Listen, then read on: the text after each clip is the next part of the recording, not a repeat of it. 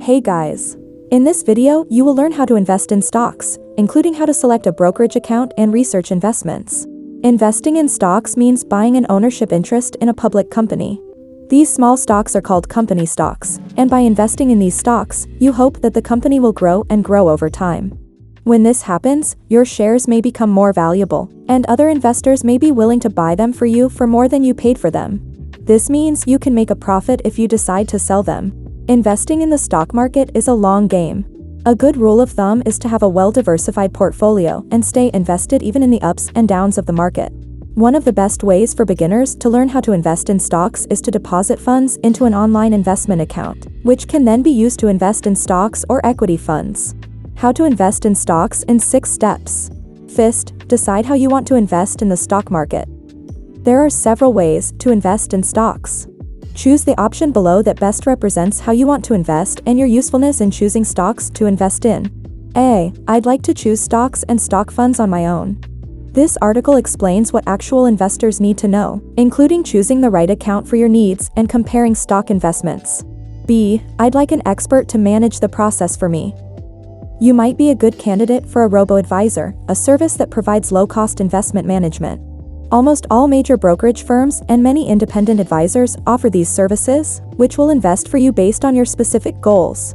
C. I'd like to start investing in my employer's 401k. This is one of the most common ways for beginners to start investing. In many ways, it teaches new investors some of the best investing tips, make small contributions regularly, focus on the long term, and take a hands-on approach. Second, choose an investing account. Once you have your preferences, you can search for investment accounts. For hands-on types, this usually means a brokerage account. Opening an account with a robo-advisor is a viable option for those who need a little help. We break down these 2 processes below. The DIY option, opening a brokerage account.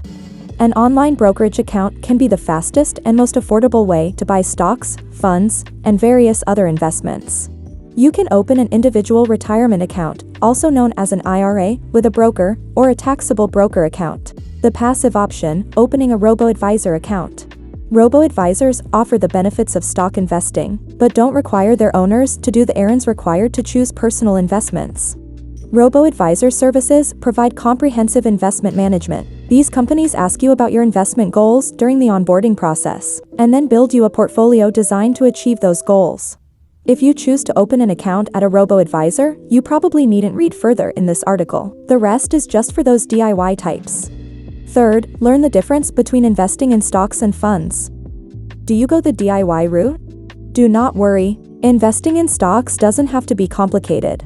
For most people, investing in the stock market means choosing between 2 types of investments. Mutual funds allow you to buy small fractions of many different stocks in one transaction.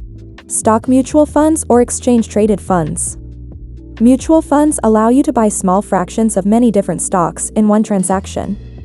Index funds and ETFs are a type of mutual fund that tracks an index. For example, an S&P 500 index fund tracks the index by buying shares of the companies it contains. When you invest in a fund, you also own a small stake in each of these companies. You can combine multiple funds to create a diversified portfolio. Note that equity funds are also sometimes called equity funds. Individual stocks. If you're looking for a specific company, you can buy a stock or several stocks to dive into the waters of stock trading. Building a diversified portfolio of many individual stocks is possible, but requires a lot of investment and research. As you go down this path, keep in mind that individual stocks go up and down. When you research a company and decide to invest in it, when you start to get nervous on a bad day, think about why you chose the company in the first place. Subscribe to the channel and find out useful information about business every day. Fourth, set a budget for your stock market investment. New investors often have 2 questions in this step of the process. How much money do I need to start investing in stocks? The amount needed to buy 1 share of stock depends on the price of the stock. If you want mutual funds and have a limited budget, then an exchange-traded fund (ETF) may be your best bet. Mutual funds typically have a minimum amount of $1,000 or more, but ETFs trade like stocks, which means you buy them at the stock price, under $100 in some cases. How much money should I invest in stocks? If you invest through a fund, did we mention that this is the preference of most financial advisors? You can allocate a sizable portion of your portfolio to equity funds, especially if you have a long investment horizon. A 30-year-old retirement investor might have 80% of his portfolio invested in mutual funds. Individual stocks are another matter. A general rule of thumb is to limit these to a small portion of your portfolio. Fifth, focus on investing for the long term. Stock market investing has proven to be one of the best ways to build wealth over the long term. For decades, the stock market has returned an average of about 10% per year. For long-term investors, the stock market is a good investment no matter what happens every day or year. It's the long-term average they're looking for. After you start investing in stocks or mutual funds, the best thing you can do is perhaps the hardest: don't look at them. Last but not least, manage your stock portfolio. While daily volatility doesn't do much for your portfolio or your own health, of course there are times when you need to review your stocks or other investments. When you follow the steps above to buy mutual funds and individual stocks, you should review your portfolio a few times a year. A few things to keep in mind as you approach retirement. You may want to convert some of your stock investments into more conservative fixed income investments. Consider buying stocks or funds in another industry for more diversification. Finally, pay attention to geographic diversity. Vanguard recommends that international stocks make up 40% of the stocks in your portfolio. You can buy international equity funds to gain this exposure. Follow the links on the screen and enjoy our other videos.